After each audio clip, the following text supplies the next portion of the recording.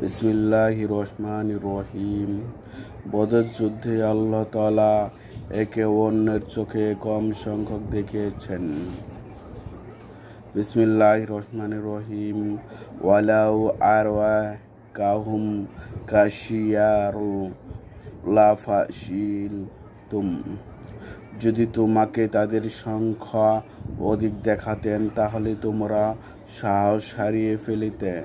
মুজাহিদ রহমতুল্লাহ বলেন যে আল্লাহ তাআলা স্বীয় নবী সাল্লাল্লাহু আলাইহি সাল্লামকে স্বপ্নে মুশরিকদের সংখ্যা খুবই কম দেখাতেন। রাসূলুল্লাহ সাল্লাল্লাহু আলাইহি সাল্লাম সাহাবীবর্গের নিকট তা বর্ণনা করেন। এটা যুদ্ধক্ষেত্রে তাদের পাগলি অটল থাকার কারণ হয়ে যায়। তাবারাই আল্লাহ সুবহানাহু ওয়া তাআলা অন্তরে গুপ্ত কথা সম্পর্কে সম্পূর্ণ অবহিত। ইয়ালামু জাইনাতাল আয়ুনি ওয়া মা তুখফিস সুদূর। চক্ষু অপব্যবহার ও অন্তরে যা গোপন আছে সেই সম্বন্ধে তিনি অতিবাহিত সূরা গাফির।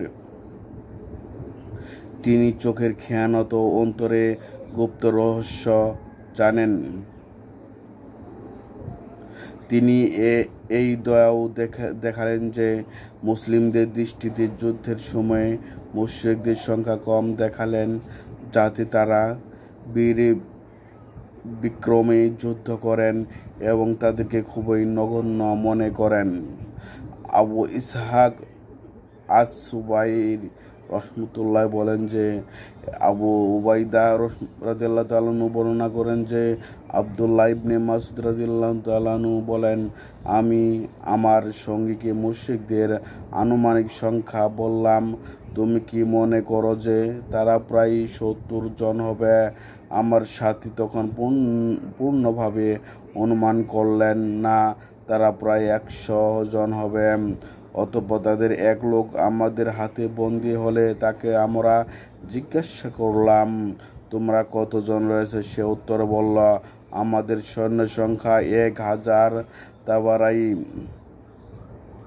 ইবনে আবি হাতিম রহমতুল্লাহ ইকরিমা রহমতুল্লাহ হতে বর্ণনা করেন যে আল্লাহ তাআলা উভয় দলকে একে অপরের বিরুদ্ধে যুদ্ধ করার জন্য এরূপ দেখিয়েছেন। হাদিস। এই বর্ণনাটি ক্রম ধারা সহিহ। মুহাম্মদ ইবনে ইসহাক রহমতুল্লাহ বলেন, ইয়াহিয়া ইবনে আব্বাদ ইবনে আব্দুল্লাহ ইবনে জুবাইর রহমতুল্লাহ তাকে বলেন যে তার পিতা